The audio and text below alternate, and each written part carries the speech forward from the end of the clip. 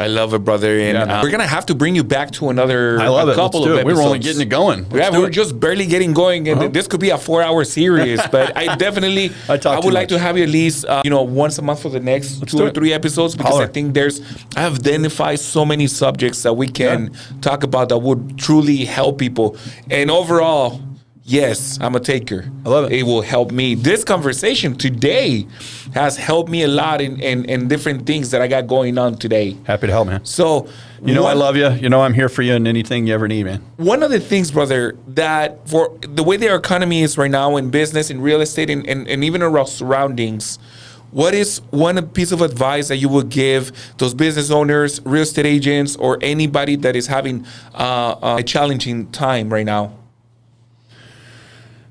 Well, I'm so tired of the subject, but what are you using AI to do for you? Right? I don't want to make this the AI class, I can assure you, but when you have the futurists of Google come talk to you, your thought, the way that you understand it is completely different, right? If you're in real estate or anything, if I owned a business and I needed to go hire a CEO, right? What's that going to cost me? $100,000, $200,000, $300,000.